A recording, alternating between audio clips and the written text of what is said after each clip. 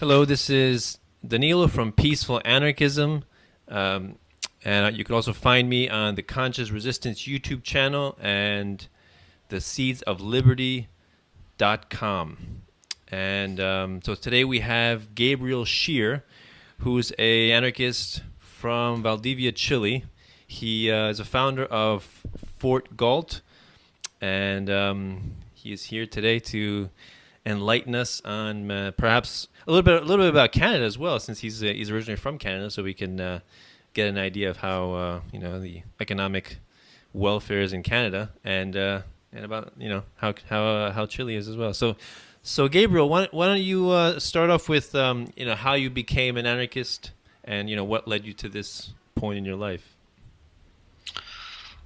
Well, I guess I could take the lazy way out and say that I was just born that way, because I think we all are.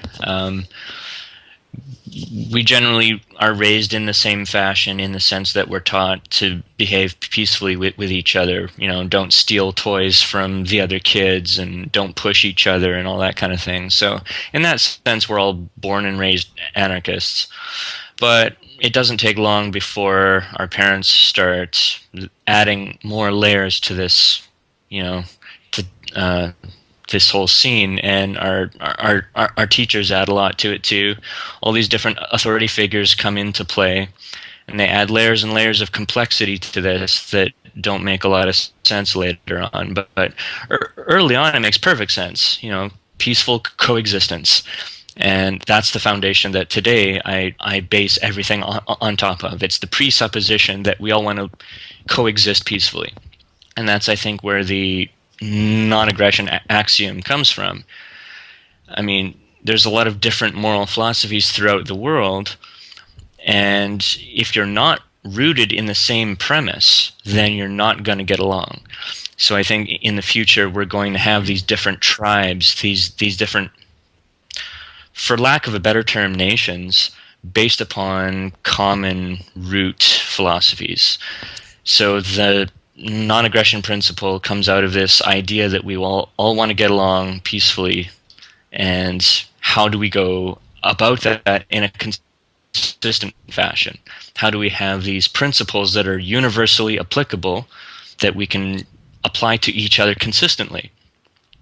So that's kind of where I am now, but getting from point A as a child to point B where I am now was way more complex than it should have been.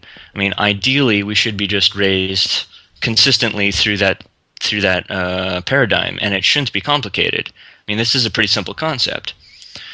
Unfortunately, my parents were very Christian, and we had to distort this concept in order to fit into that mold, right?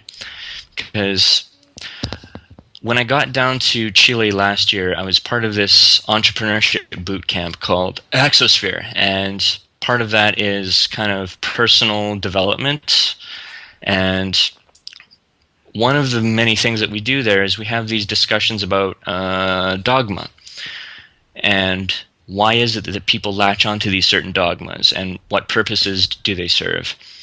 And that really got me thinking back to my childhood and how I was raised. And basically, this whole religious dogma that I was born into, it was brilliant. It served a very practical evolutionary purpose, and that is that it provides people with a prepackaged group of friends that they don't really have to earn. If you subscribe to a certain ideology, if you wave a certain banner or a certain flag, you can roll into town and walk into the appropriate church, for instance, and say, I'm part of this tribe. Hi. And instantly you have hundreds of friends, that you don't have to prove your worth to, you don't have to convince of anything. You just roll right in, you say, I'm part of this tribe, and instantly you have friends. So in a small town farming kind of a community situation, that makes perfect sense. I mean, you really do depend upon neighbors and goodwill and support. And when you have these institutions that facilitate facilitate that kind of a networking, I mean, it makes things a lot easier. So my dad, for instance, he rolled into this farming community and he said, "Okay, I'm Christian. I fit into this group," and instantly he had a support network, and life was pretty easy by comparison. Like, if you don't have any support network, life is a bitch. I mean, there's a lot of hardship that you have to endure if you're trying to make your way in life all by yourself. But hey, he's smart, and most other people are in that sense. They have like a natural inclination towards this. They know how to make their lives easier. So I can't fault people in that sense. It is a practical solution to a very real problem that we all face. But this does cause problems for kids, because we're born and we're trying to make sense of the world. We're trying to make sense of principles. And just when we think we have it nailed down, don't push the other kid, don't steal their stuff, all of a sudden, wait a minute, you start adding on these layers of complexity that conflict with these earlier principles. So Christianity threw me for a loop. It was very hard for me to make sense of it. I read the Bible 3 times by the time I was 12, I think, from cover to cover. Wow. And I mean, let's get real. I mean, it's a pretty traumatic story. If you plow through all the Old Testament stuff, like, there's some really violent shit in there. Let's just be frank. Sure. And a lot of inconsistency, which is very confusing for a child especially. Like, thou shalt not kill unless I tell you to, So after a while of that, I got really frustrated and really confused, and eventually my dad and I started to fight quite a bit because there was just no reconciling this logic. I guess I have to credit my mom for this a little bit. I mean, she encouraged me to read at a very early age, which I think is really important for kids to start exploring on their own by reading encyclopedias and dictionaries and starting to learn for themselves without being guided necessarily. And we used to sit down and watch Star Trek. Obviously, that's like a very forward-thinking, socially minded kind of a programming package, for lack of a better term. But by about 12 or 13, I mean, the conflict in the home was pretty intense. And by 14, I went out and got a job at a bee farm. And in order to make this work, I had to go and stay with friends that were at the next town over because it was closer to this farm.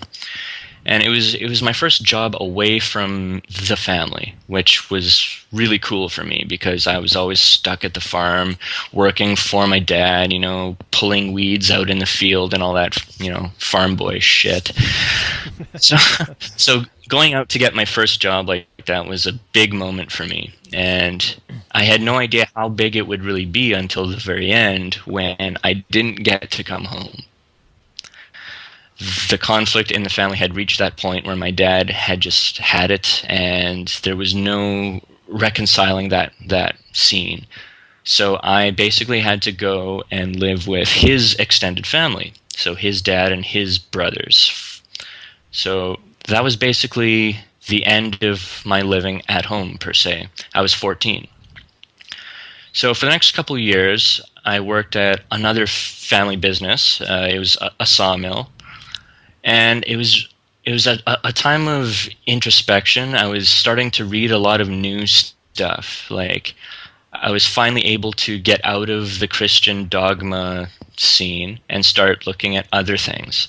So I started just sampling everything. I was reading Zecharia Sitchin, and I got the whole ancient aliens perspective. I was reading David Icke, and I got all the conspiracy theory stuff, and just started sticking my fingers in everything, trying to figure stuff out, because nothing was making sense. And I had this math teacher. I think it was grade 9, and yeah, because I think it was grade 8 or 9, somewhere in there, when September 11th happened, and this Taiwanese math teacher of mine took us all in the classroom, and she basically said, okay, we're going to take the whole day off and talk about this event that just happened. And we all started throwing theories out, like, oh, it was the Russians or it was the Chinese or whatever, because, you know, we're all watching Bond movies and we have these great ideas of these plots and whatever. And then she was a really short Taiwanese lady, like maybe 5-something, and she just spoke up and said, who benefits? And that was the start of a whole chain reaction in my brain. I didn't appreciate it at that time. But she threw out the idea that very day.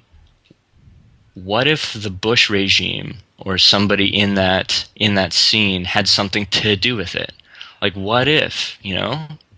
Consider these other alternative ideas. Like, try to make sense of it in ways that don't fit your preconceived notions.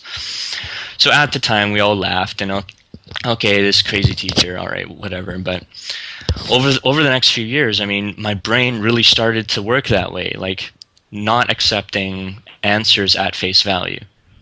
And I guess having been lied to by parents really kind of opens you up to that, questioning authority. If you start becoming used to being lied to, then you start asking more questions, I guess.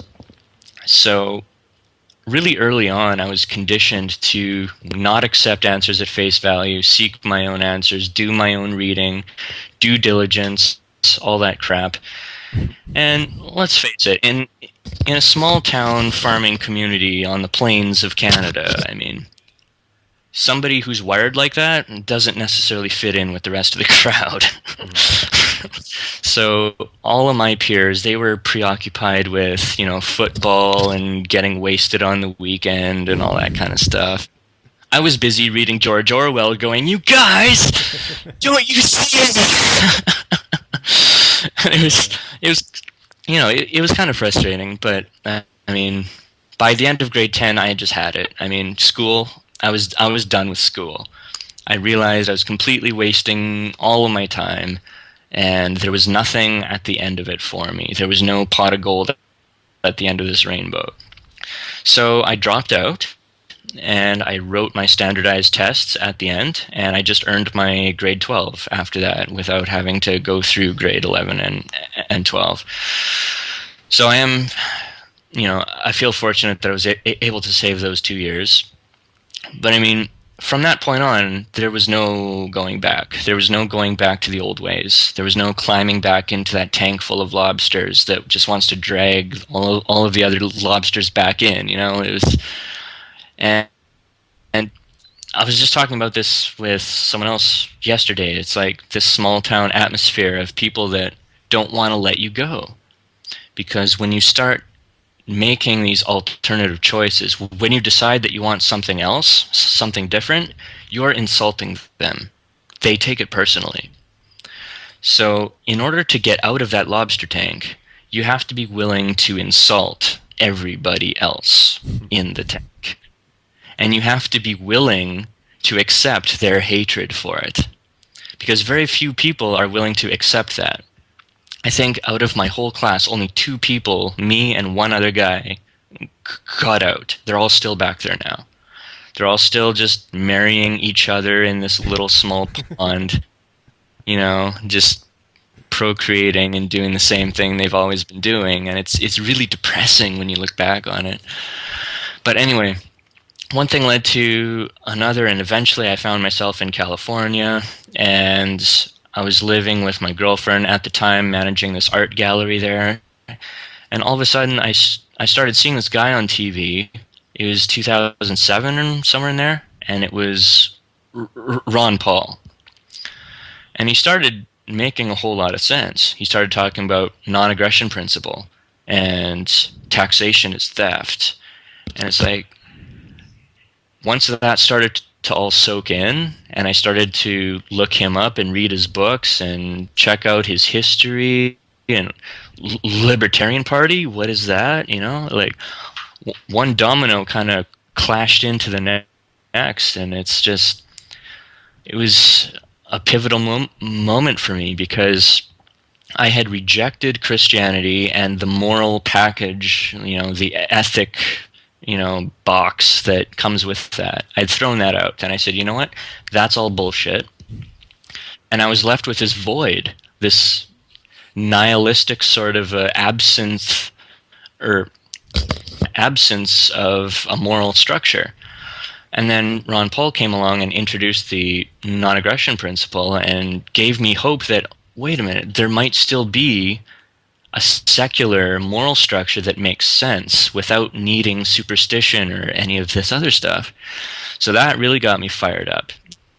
And within a few years, I found other people like Walter Block and Stefan Molyneux and these guys who really made a good case for secular ethics and like a consistent moral structure that made perfect sense it's all founded upon the common pursuit for living together peacefully.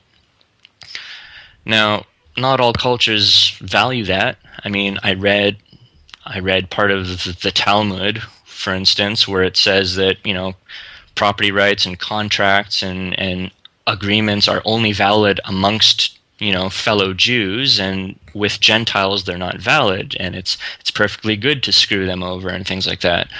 So it was really refreshing to find an ethical package that was consistent and universally applicable. It didn't matter who you are, it didn't matter where you came from, it didn't matter your sex, your color, your creed, anything. These same principles were universally applicable to everybody. And as soon as I found that and it pieced it together and it made sense, that was it. That was me. I'm now going to conform to this from now on. And you would think that would make it easier, and in many ways it did. But holy shit, how many people actually think that way? How many people are willing to hold themselves to those standards? It made life very interesting, let's just put it that way. I mean, I ended up moving back to Vancouver, and I had like $8 in my back pocket, basically. I was just trusting myself that I would figure something out. I had no plan. But one thing led to another, and I found that I was able to make good friendships for the first time. Before that, I was hooking up with these people that we would have one or two things in common with, and we could focus on that common ground, and then we'd have fights about other things. But for the first time, I was making friends that we were 100% connected on, and where we didn't fight at all. We saw eye to eye consistently, and it was because I held them to this high standard. So it took a few years, but once you develop a track record of success that you can look back on and say, wow, this is really working, all of a sudden I had all these friends that thought this same way, that bought these same principles, that, strived for these virtues, and I was happier. I mean, really, that's what it comes down to, right? We're all just trying to, live happily and productively and peacefully. And this got the job done. I mean, what can I say? So after a while, I was thinking, how should I be living? What's the, because I was renting a place in Vancouver where it's very expensive, and I felt like I was wasting value, spending on rent that just gets vaporized, So I started thinking, okay, maybe I should be buying an RV, and I should just do like the nomad deal or whatever, which seemed like a pretty decent idea at the time. But then I saw an ad on YouTube, I believe it was, for Gulch, Chile. And I think it was Jeff Berwick at the time that was promoting that. And that seemed like the perfect answer right there. All these people who also buy in, and live this way, libertarians, anarchists, whatever, these people that value the same things and consider the same things virtuous that I do, all moving to the same place in this foreign country, away from the thieving grasp of the Canadian state or the U.S. state or whatever.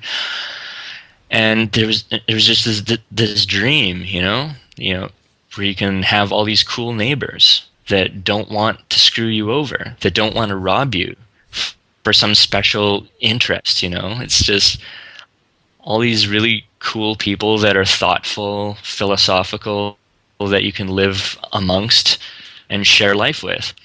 So that was it. As soon as I heard about that, I was sold. And so I bought a Bitcoin miner with some friends, and the timing was just perfect that our miner was able to pay for itself in the first 10 days, and we were able to make all this money that I was able to use to move to Chile with. So everything worked out perfectly. And then when I arrived, there was an entrepreneurship boot camp here that I signed up for, because really it was like a prepackaged group of friends waiting, you know. So all these people that spoke English, and they were into the same things that I was into. So I spent 3 months in this program and made a lot of great friends there. And it's a really good program in the sense that they push you to develop yourself and look inside yourself and you know, challenge yourself to develop business ideas that really conformed to your true calling. And most people who showed up had no idea what their true calling was. They just knew what their parents told them, or what their teachers told them, or what society told them, or what authority figures or cops or whoever told them. They had never asked themselves, what is it that really makes me burn? You know, what can I not do? Like, if I fast forward into the future when I'm 70, 80 years old in my chair thinking back, what do I want to have done? You know, like, I don't want to think back and go, shit, I wasted my life. I wish I had done this. That thing that you wish you had done, just do that now, because you are young now. Just fucking do it. So being in this group of 40 or so people, all on that same wavelength in this intense, you know, environment, was a great way to start this whole process. You know, moving to Chile, bam, instantly you're in this great group of friends. But all the while I was thinking, okay, as soon as this is done, I'm moving into Gulch, and I'm going to help this project because it's a great idea. And to be frank, once I got there, I mean, I didn't give up on the dream, but it wasn't all it was cracked up to be. It was pretty much a ghost town once I got there. I would find out later on that Berwick had been pushed out of the project, for instance, and basically all of this political infighting had happened, and there was a lot of just really bad management, I guess you could say. And the project was doomed, essentially. So I was there for its last, 3 months of gasping breath. And I basically got to watch its final days as it was dying. And it was a really interesting time because I got to learn from all of that. I got to watch what was going on, what was working, what wasn't. And while I was there, it was like everything was so quiet. It was just, you know, Ken Johnson was the manager on site at that time, and he was, I think he saw himself almost like, you know, the Atlas hero figure trying to carry everything on his own shoulders. You know, that was like the image that he was trying to portray. And maybe part of him thought that way, but it was a huge project. I mean, it was a sprawling valley. Like, it was massive. No one person could have ever managed something that big by himself. It was absurd. So that was one of the biggest lessons that I took from all of that, was that no matter how smart you think you are, you can never do something that big by yourself. You need collaborators. You need teammates. You need people on board who can fill those gaps that you have.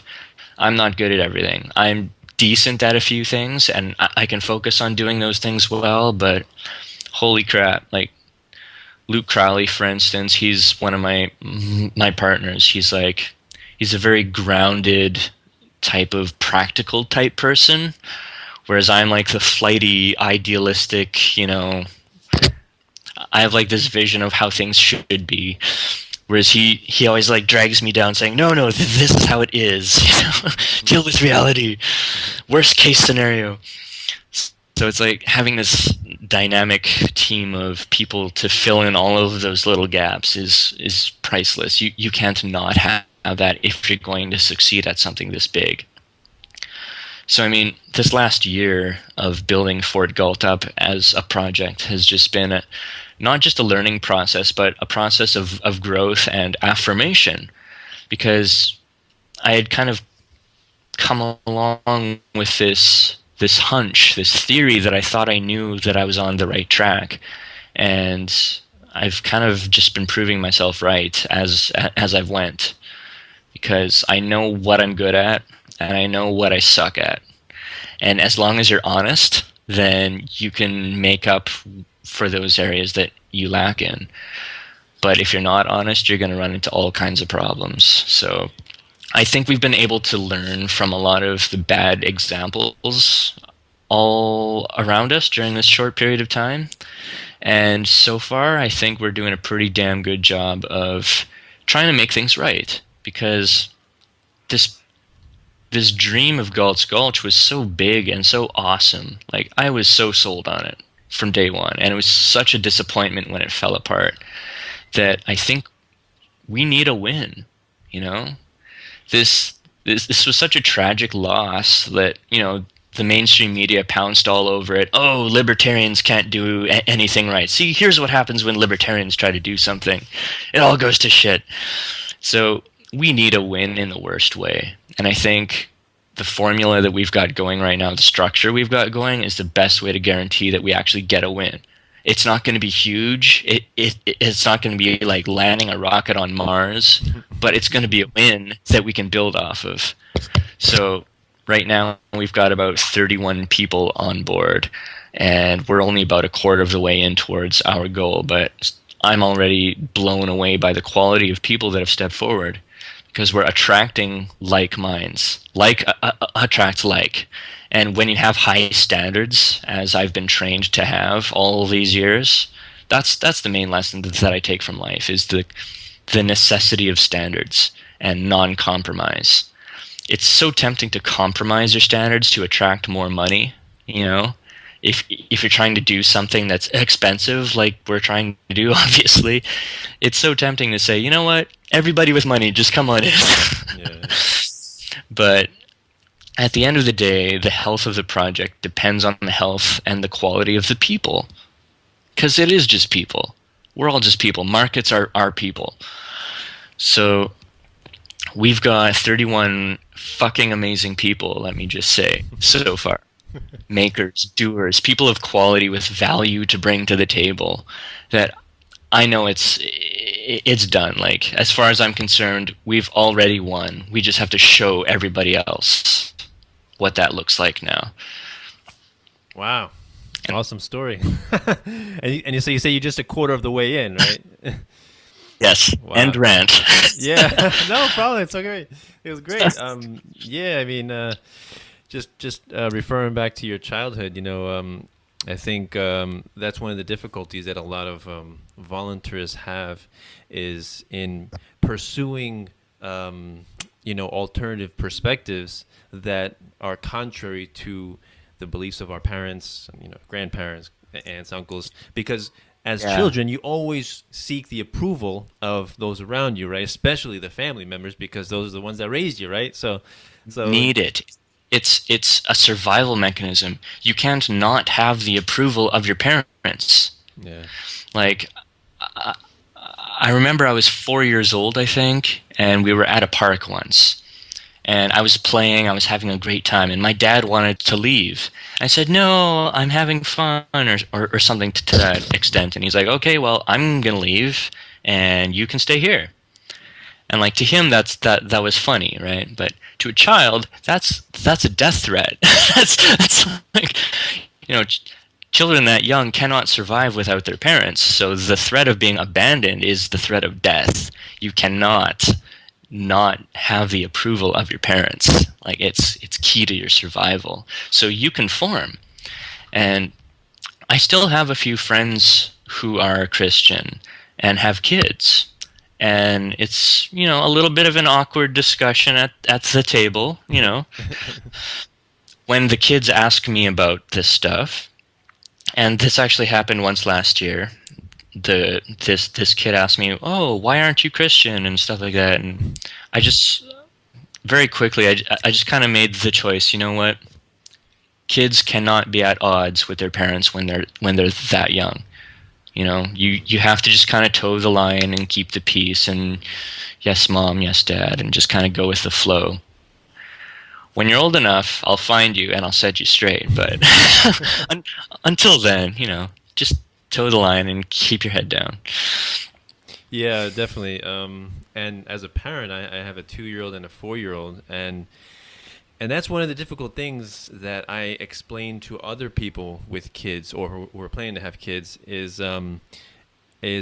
I don't want to, I don't want my child to view me as a superior or as an authority figure or, somebody that lays down the law and you just have to obey. No, because then it's like it's kind of mindless. Like you're not teaching the child to reason or to philosophically understand anything. You're just saying obey me.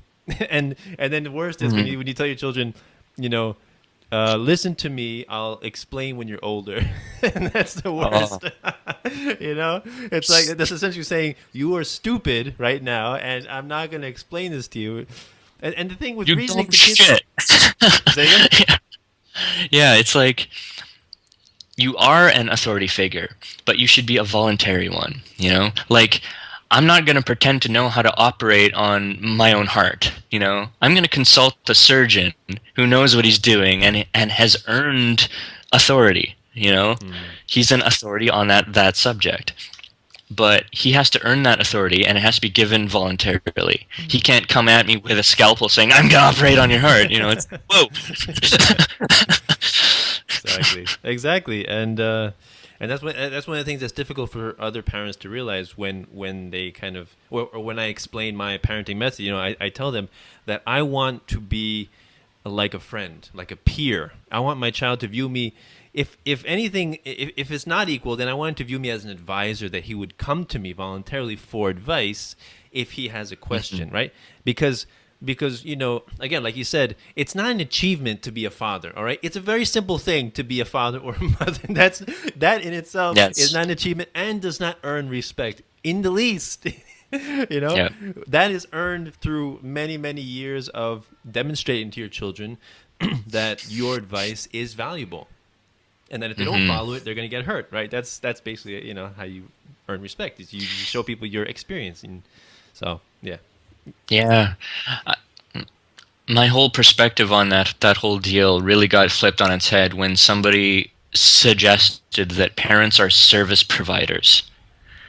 Parenting is a service, and children are clients. And they're clients in an arrangement that they can't get out of. It's like they're locked in this huge 18-year contract, right? Like hostages, I explain to people. Exactly. It's like if you invited someone over to your house and then they got injured and couldn't leave. Yeah.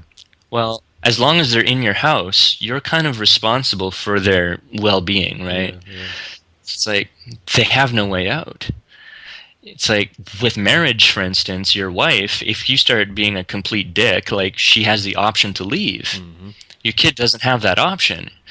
So you have to provide the utmost, service quality, because they have no way out. They're at your mercy. They're helpless, And then there's also kind of a long-term strategy to this that a lot of people don't appreciate until they're really old, which is you're investing. I mean, I guess maybe that's a benefit of growing up in a small-town farming situation, is we were so interconnected. If somebody bought a piece of machinery or something, everybody in the whole area knew that guy has that thing. Oh, he just bought a new, I don't know, post pounder, for fences. So if I ever need one, I call him up and I borrow it from him. And it was understood that, well, of course, if you called him up and asked to borrow his thing, he would say yes. But if he called you up, you would say yes if he wanted to borrow something of yours. There was just this unspoken interconnectedness. If you needed help building a road or a barn or something like that, you could call your neighbors and they would help you, and you would help them back. And so I think this carries over, because when you're having kids, you're kind of hoping that they're going to be for you later. They're going to be there for you later in life, right? because eventually the roles are going to flip around, and you're going to be an old crazy man wearing this giant diaper, and your kid is going to be going, okay, well, you know, Things have you're changed. you're wandering into traffic. Maybe I should spank you, you know? It's like the roles completely flip around, Oh yeah. and hopefully you will have earned a feeling of gratitude and indebtedness and reciprocation. You know, if you have provided them quality service, then they'll feel like they should provide you with quality service. That's just how that works. Whereas these parents, like mine, for instance, I'm afraid if my dad, you know, came down with some illness and got turned into some kind of feeble vegetable, I wouldn't go. I wouldn't be there for him. I mean, he you know, he did not earn that reciprocal value, which is unfortunate because it's very common. I mean, I don't know very many people that have that kind of a solid bond, which sucks because we all should.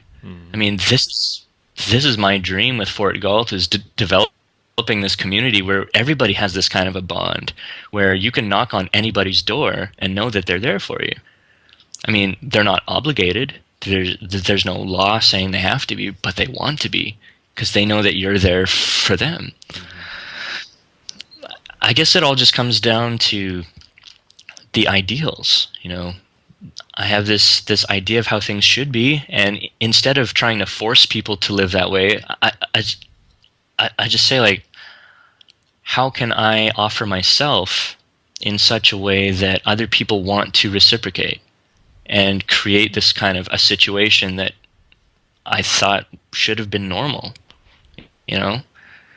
Oh yeah. Yeah. I mean, it's like when I moved to Vancouver for the first time, it was the first big city that I had ever lived in. And it was very weird to me because everybody's, you know, they live so close to each other. They're boxed into these little compartments.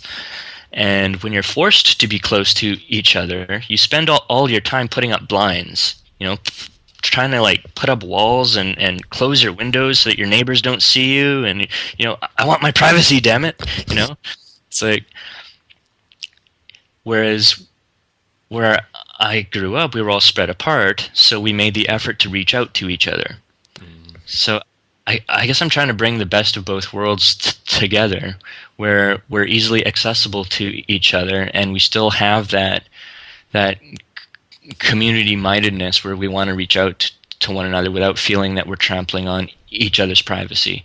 It's like voluntary association versus forced. When it's forced, it sucks balls. There is nothing worse than being forced to be with people that you don't want to be with. But being with people voluntarily that you think are awesome, there's nothing better.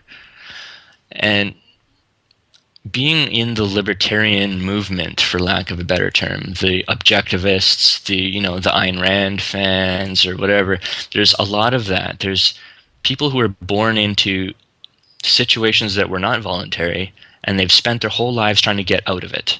I'm an individualist. I'm a rugged individual, goddammit. I don't need these collectivist, socialist, communist fuckers. Which is understandable, because you're trying to get out of what you were forced into. But with Fort Galt, the philosophy is, okay, now what? Okay, you got out of that. You're no longer in the forced, collectivist environment. You're out, you're on your own. Now what? You still have the rest of your life. Do you want to be lonely? Do you want to be on your island with your shotgun by yourself? Exactly. That's fun for maybe a month, tops. But then you get bored and you get lonely and you want to do awesome stuff with awesome people. That's what we're doing. Nice. You mentioned the difference between forced interaction and voluntary interaction, and to us it's such a simple and logical, and how could anybody be against voluntary interaction? Like, it's like, how can that like explode people's minds. Like it kind of reminds me of the recent thing in Indiana, I think it was, where they ruled.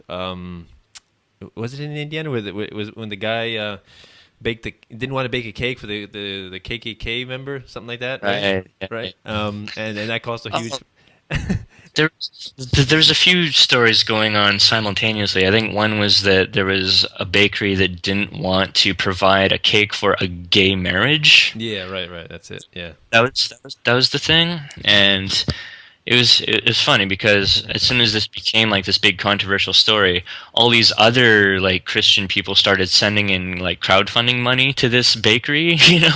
like solidarity or something. But it's like in a free market, you are free to discriminate against whoever the shit you want.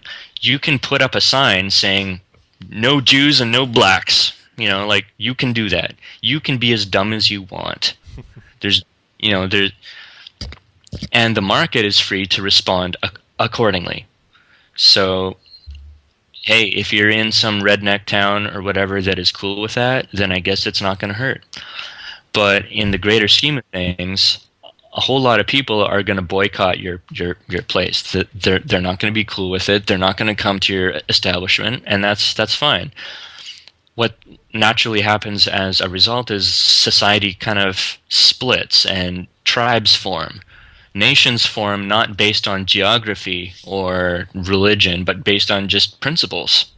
So people of like principles are going to find each other, especially now where we have internet and email, and this level of technology we have now is allowing people of like principle to find each other and gather. I mean, something like what we're doing now with Fort Galt wouldn't have been possible 20 years ago. There's just no way that we would have found each other. Even 10 years ago, it would have been hard. We've just reached this point now where we have the tools. We have the ability to find each other worldwide and gather. And over the next few decades, we're going to just see more and more of this. We're going to see new provinces, new cities, new countries being formed on like ideals. And I'm looking forward to it because honestly, like, I've had so many arguments now with like Zeitgeist people and Venus Project types and whatever, Yeah, where yeah. it's like they have these great ideas, but they want to force it on people. Well, some of them want to force it on people. Some of them don't. Some of them are more voluntarist. There's so many divides within that community even. But it's like, just do it. Get together. Get your little piece of land. Just put into practice these ideas that you preach, and may the best ones win. In a free market of ideas where competing principles, compete for people, that's what it's going to be. There's going to be these towns sprouting up saying, we stand for this. We have no taxes. We have, we stand by this principle. We support these people, whatever. And people will see that and go, wow, that sounds really cool. I want to go live there. Mm-hmm. And they're going to vote with their feet. Mm-hmm. And great ideas will attract great people. And the best ideas win. That's what I want to see. Yeah, the Zeitgeisters, they are interesting. That's kind of what got me into this, is Zeitgeist. You too? Totally. Yeah.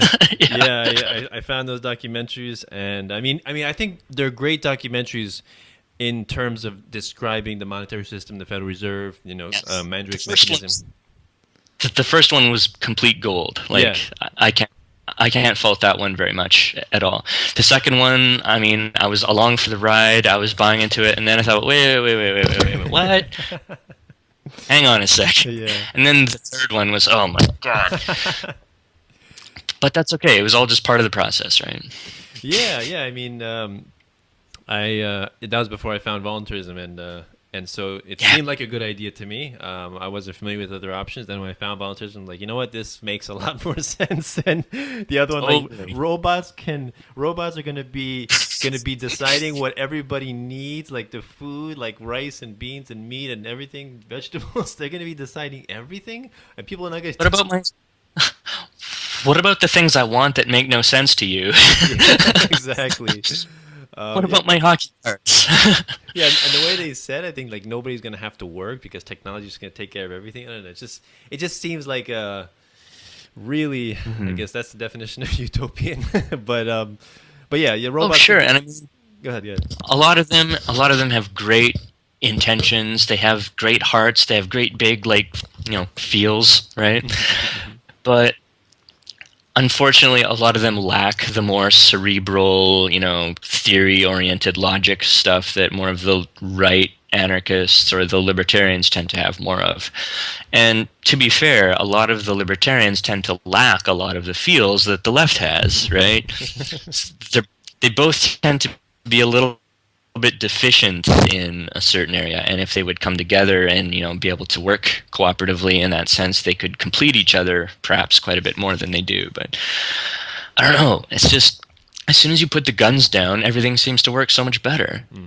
This, I know earlier on Peter Joseph was a lot more vocal about we need to make those who don't agree by making them learn better. Like, this language was much more overt, 5 years ago, for instance.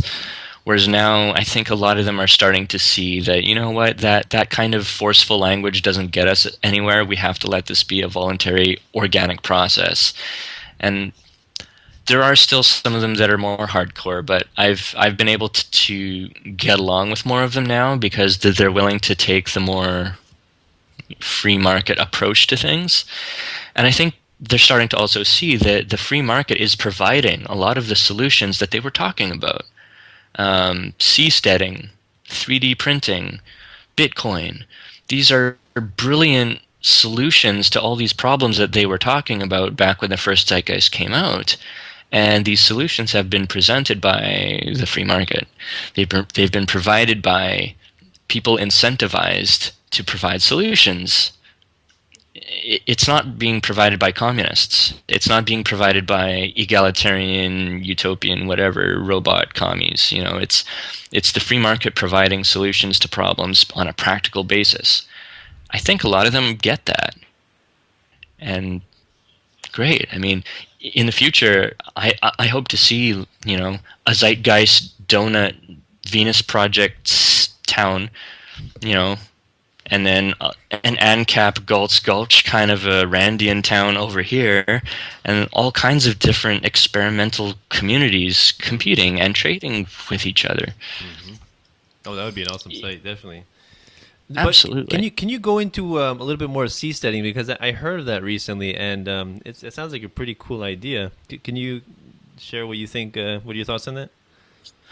Yeah, actually, we're just putting the finishing touches on a new ad for the Sea-steading Institute. We've been playing with that for the last month or so here. It's been kind of interesting. But the basic premise is that every square inch of land on the Earth has been claimed by a state. Almost every square inch. There might be the odd little no man's land here or there that sucks balls, but for the most part, every useful piece of land on the planet has been claimed. And in order to function on this land, you have to bend to the will of the state. So you have to be willing to be ruled over by somebody, some gang with guns. And so the Sea-steading Institute is sort of a product of the free market saying, okay, we have a demand for freedom and for competition of ideas, but there's no supply left. So how can we address that problem? And they said, well, okay, 70 to 80% of the Earth's surface is water. It's the ocean. And then that's not claimed. It's wide open. It's outside of the jurisdiction of all of these states. So how can we make use of that square footage? So Sea-steading is all about creating floating platforms upon which you can build to create new states or just new land without a state even. So a lot of people have the idea of having sort of a free association model where you can build your own platform or you can buy a platform and have your house on it, and you can connect your platform with other platforms. So people who are like-minded and share the same values, they can cluster in in groups and create new floating islands that run a certain way. So I think in principle, it has a lot of potential. I mean, it hasn't been done yet, really. I mean, there's been artificial islands built. There's a couple in the United Arab Emirates. China's trying to make one right now. And of course, there's clusters of houseboats. There's cruise ships, which are basically giant floating skyscrapers. So it's not a completely outlandish idea, but it's ambitious. I mean, we'll show you soon the models that we've been creating in 3D CAD and whatnot, but it's an ambitious and expensive project at first, but they're hoping to prove the concept in the next 5 to 10 years and have the first floating city finished to show people, like, this is what it looks like. Go nuts. So, I don't know. I think as long as the land is being dominated by the state, there's going to be a market to fill on the high seas for people that want to get out of that. And kind of a secondary objective of seasteading is that once you offer competition, once you present competition, then the other existing landmass states, they have to answer that, because the seasteads, if they're superior, will drain people from their pre-existing countries. So in Canada, if you're on a surgery wait list of 13, 14 months, which is very normal for heart surgery, all of a sudden you'll see a seastead where you can go and have your heart surgery right now at the same price. Or like, so obviously you're going to move.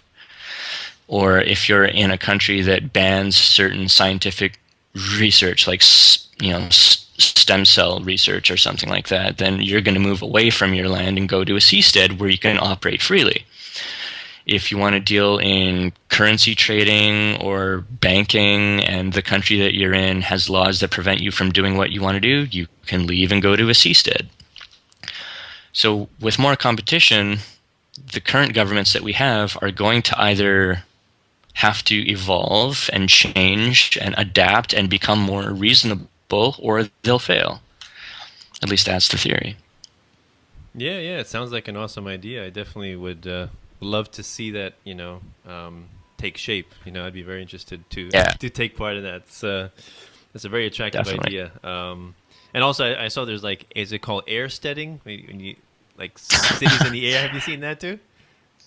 Yeah, I saw a few 3D renderings recently where I think there's a couple of companies now that are trying to bring airships back. Oh my god. Which, I mean, dollar for dollar, they make no sense whatsoever in terms of just getting from point A to point B. But if it's a novelty, if it's like the Orient Express of the skies or something luxurious, like a cruise ship kind of thing, then, there might be a niche market for that. So it would be cool to see, I think. But I think it seems it would be much more expensive than seasteading, because you need constant fuel just to stay, or I guess if they figure out how to make solar energy possible, but it seems pretty like seasteading. You don't necessarily need constant fuel if you're just floating, right? Yeah. I mean, sky-steading makes sense on Venus, for instance. Oh, yeah. Because on Venus, the surface is completely unfeasible. A human would die instantly on the surface. Mm-hmm. And if you're too high above the clouds, then you're too close to the sun, so you would burn up. But if you're in the clouds at a certain level on a skystead, then you could theoretically live. But that's not going to happen tomorrow. Let's put it that way. It'd definitely be an ambitious project, indeed. So I don't want to take up any more of your time. I know you're a busy guy. So why don't you let people know where they can find your work, Facebook, YouTube, or website? Yeah, the Fort Galt project is just fortgalt.com. If you want to hook up with me on Facebook, I'm just facebook.com/Scheare, SCHEARE.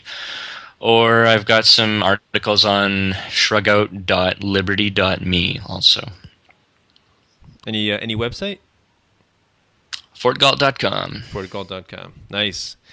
All right. Well, thank you very much, Gabriel, for the awesome conversation. Learned a lot. This is actually the first time I've heard of Fort Galt, so I'll be looking forward to see how it pans out. It seems like you got excellent people down there managing it. So I don't think it's planned for the devastating consequences that the other one, Galt's Gulch, had. I think you guys can learn from their mistakes, right? We have the advantage of being part two. Yeah. The first version is always hardest because you're doing something for the first time and you're vulnerable to all of the problems that come with startups. But the second guy to bat has the advantage of seeing what the first guy did wrong. So yeah. I think we have the edge that way. Exactly. Well, excellent. Sounds great. Thank you for the conversation, Gabriel. So this is cool. Peaceful Anarchism on the Voluntary Virtues Network every Thursday at 1 p.m. and the Conscious Resistance.com and the seedsofliberty.com. Wishing everyone have a wonderful day. Take care. Bye.